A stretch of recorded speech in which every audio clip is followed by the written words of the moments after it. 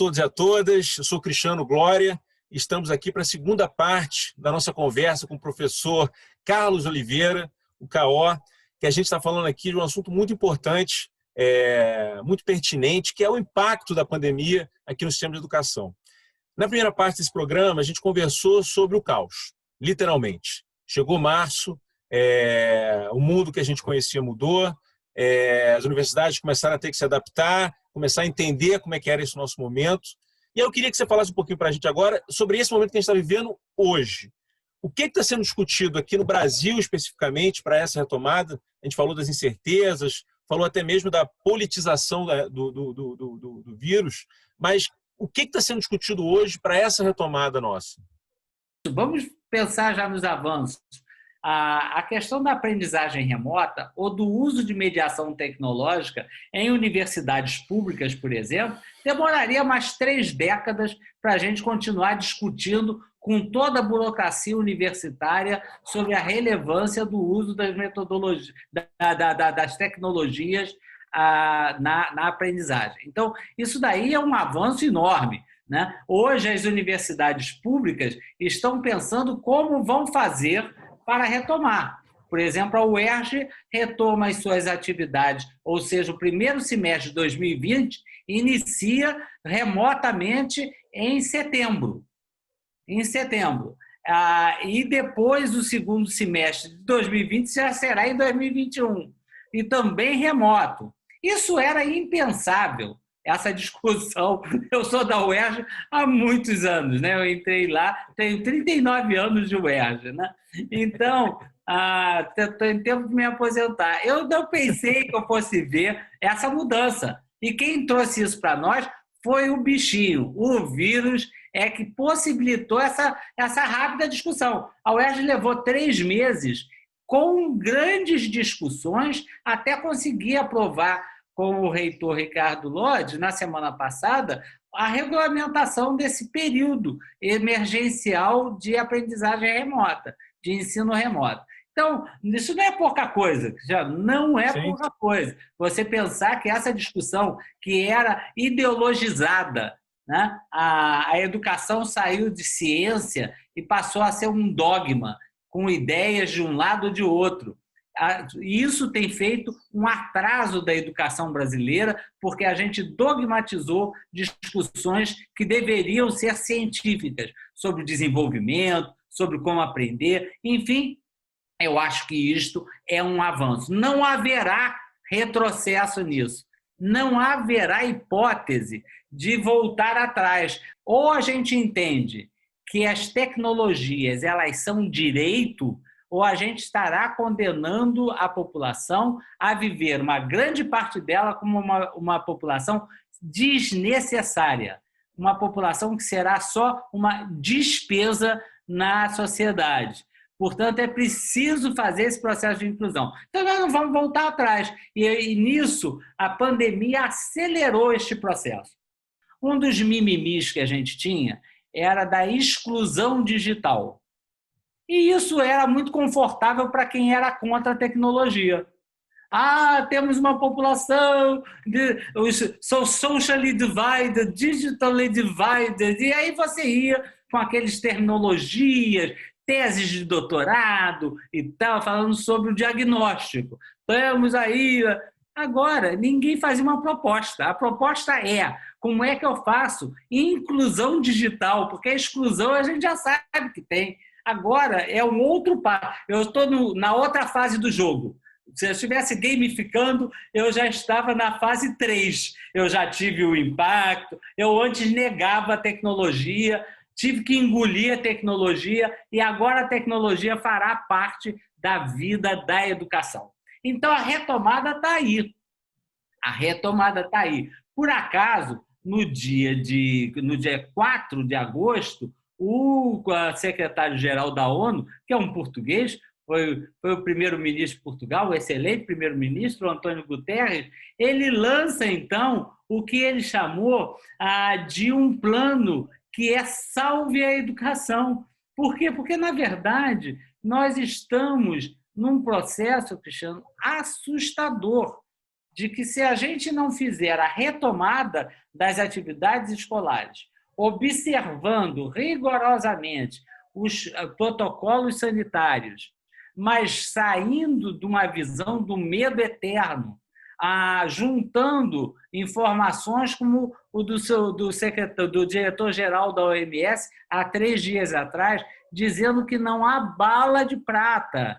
Pode ser, é muito provável que tenhamos uma vacina. A gente não sabe de que eficácia dessa vacina, a gente não sabe quanto tempo a gente terá imunização para aquela vacina, portanto, sabemos muito pouco. Sabemos que precisamos da vacina, mas sabemos muito pouco sobre que vacina.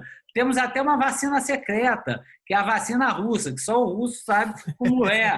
Não é? Então, é daquelas coisas, parece que eles estão fazendo jabuticaba, aquela coisa que só o russo sabe como é que é, a vodka. Então, eu sei lá o que vai sair de lá. Mas nós precisamos sair do medo, Cristiano. E isso implica uma necessidade fundamental, e que cada um de nós é responsável. E a gente tem que ter muito cuidado com o que nós estamos plantando. 30% daqueles 90% dos alunos já retornaram no dia de hoje, no dia 5 de agosto, já retornaram a atividades escolares.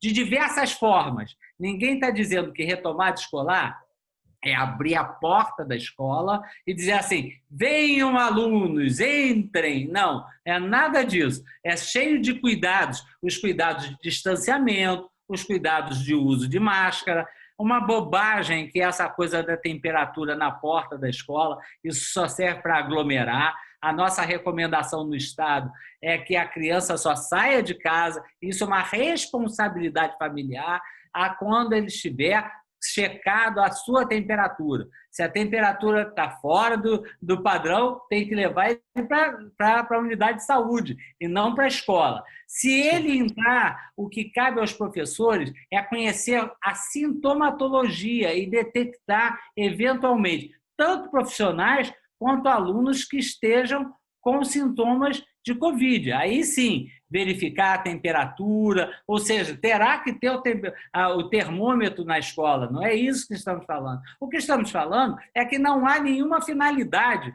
para fazer verificação de temperatura na entrada, porque eu posso pegar irresponsavelmente e dar um antitérmico para o meu filho e mandar ele para a escola. Ele vai chegar na escola, vai medir, a temperatura vai estar lá embaixo. Resolveu alguma coisa? Nada.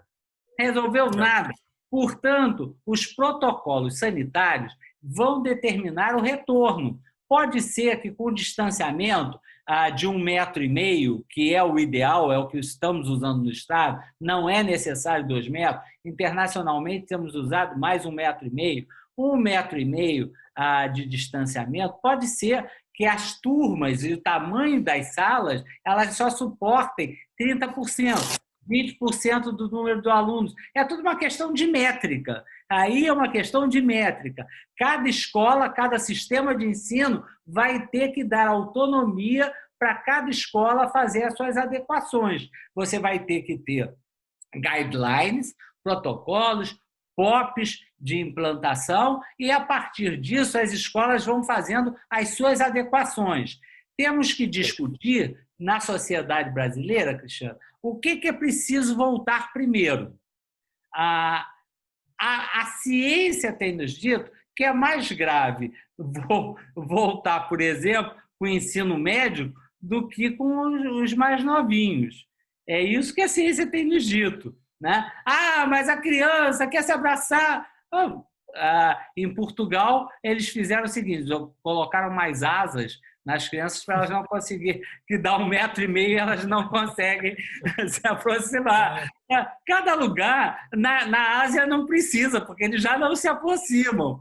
Cada lugar é um lugar. Eu não posso endemonizar uma questão cultural brasileira e não utilizar isso pedagogicamente. Eu preciso ensinar a minha criança que ela tem que usar a máscara assim, mas para ela usar a máscara, o pai não pode botar a máscara na boca e não no nariz, né? O pai não pode ser negacionista, porque quando a família é negacionista, ela vai interferir nessa retomada nas atividades presenciais. Então, as atividades presenciais, por isso que eu digo assim, são muitas retomadas, não é uma retomada. Nós vamos ter cada situação específica é uma retomada própria. O que nós temos certeza, Cristiano, é que não dá para prorrogar indefinidamente esperando uma vacina que pode não existir.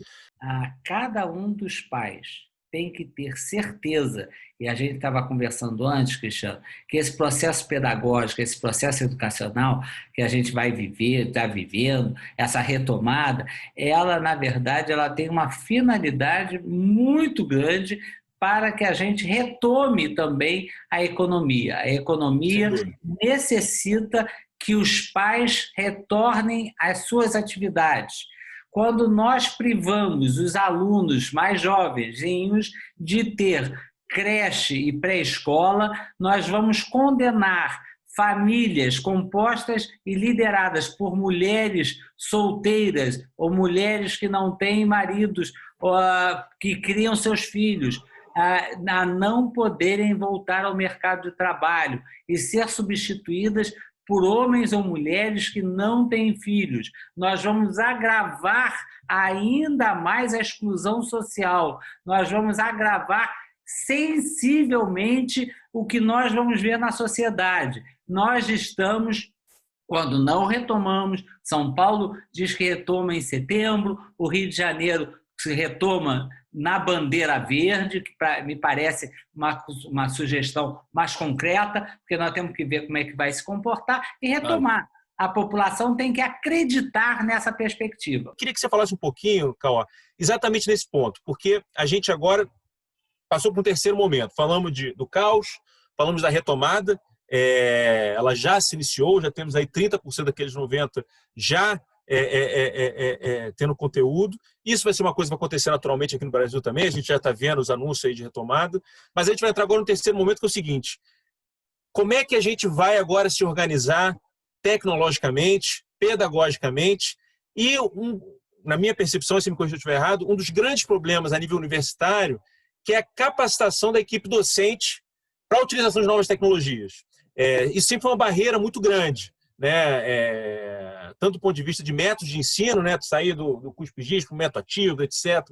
Agora não tem volta. Agora todo mundo vai ter que se adaptar a ferramentas de aprendizagem online, plataformas, etc. Como é que você vê esse futuro, esse processo de capacitação de professores nesse novo momento nosso? Traumático ou mais fácil do que a gente imagina? Você começou muito bem. O problema é que as nossas universidades não sabem formar professores para trabalhar com mediação tecnológica. Esse é o problema. Nós não temos professores na educação básica que sabiam trabalhar com metodologias ativas ou tecnologia, a mediação tecnológica. Por quê? Porque as universidades não formavam professores para trabalhar com isso. Inclusive, eram avessas a isso, majoritariamente se posicionavam contrários a isso. Era uma briga ideológica, não era uma briga de ciência, era uma briga ideológica para proteger emprego de docente. Porque achavam que botar mediação tecnológica corta emprego. É de uma falta de conhecimento enorme. Portanto, nós vamos ter que mudar a formação de professores.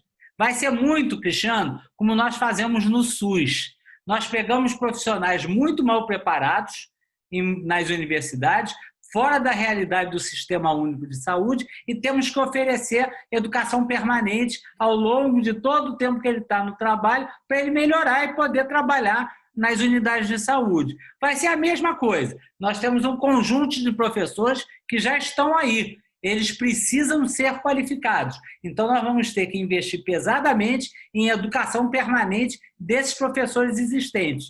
E vamos ter que mudar o currículo completamente das escolas de formação de professores.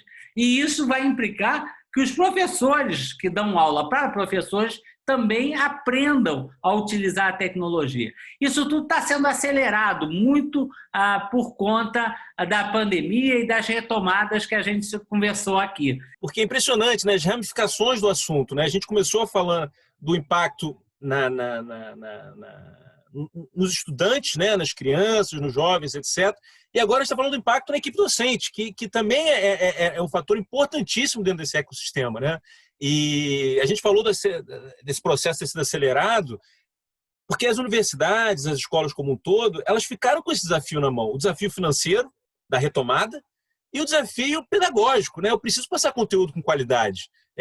Eu preciso que o meu aluno aprenda, eu preciso que tenha uma evolução acadêmica ali dentro. Então, está tudo aí ao mesmo tempo, que eu acho que a gente vai ver coisas muito interessantes, tanto do ponto de vista de inovação tecnológica, de processo de aprendizagem. Eu acho que vai ser um momento muito rico de evolução na educação no mundo como um todo. Caó, muito obrigado pelo seu tempo, por estar aqui ensinando aqui a todos nós, uma visão tão clara aí desse momento que a gente está passando. Muito obrigado mesmo, prazer esse papo com você. E para todo mundo que estava assistindo a gente, muito obrigado. Só lembrando que quem quiser ter acesso aos conteúdos aqui da Iniciativa FIS, marca lá o sininho no nosso canal do YouTube e saber mais sobre o que a gente está fazendo, acessar o nosso site www.fis.org.br. Caó, muito obrigado. Um abraço. Valeu, gente. Tchau, tchau.